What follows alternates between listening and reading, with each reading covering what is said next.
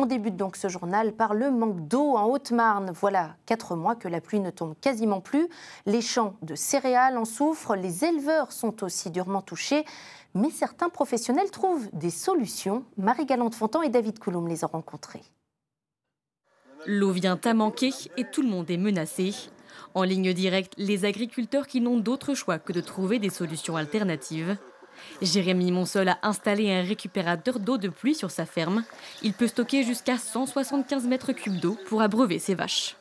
À cette heure-ci, l'été, avec les bovins que j'ai, je tiens 3 semaines. Ça consomme combien par jour un bovin? Un bovin, en grosso modo, des vaches, là, 70-80 litres par jour avec des gros chaleurs comme ça.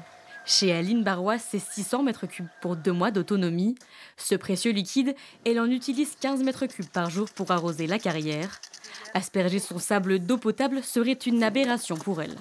Moi, je pense que oui, tous les agriculteurs devraient aujourd'hui être capables de récupérer au moins les eaux de pluie qui tombent sur les toitures, mettre en place une poche.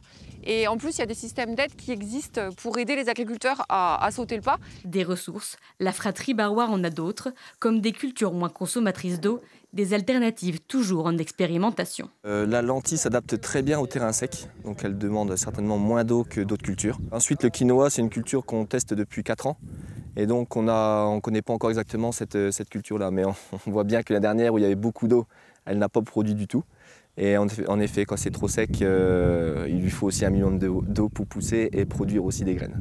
Si dans l'imaginaire collectif, la Haute-Marne peut apparaître comme un château d'eau avec 3 sources qui la traversent, la Marne, la Meuse et la Saône, elle est un des départements les plus pauvres en la matière. On n'a pas de réservoir tampon plus que ça.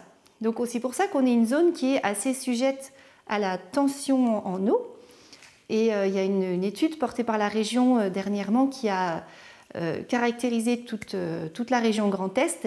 Et notre département, la Haute-Marne, sort en rouge. On est une zone qui peut être sujette dans les années qui viennent, les décennies qui viennent, à des problèmes de manque d'eau. Stocker l'excès des crues pour ensuite le réutiliser en période de sécheresse serait une idée à généraliser. Un accès plus juste à l'eau pour mieux la sauvegarder.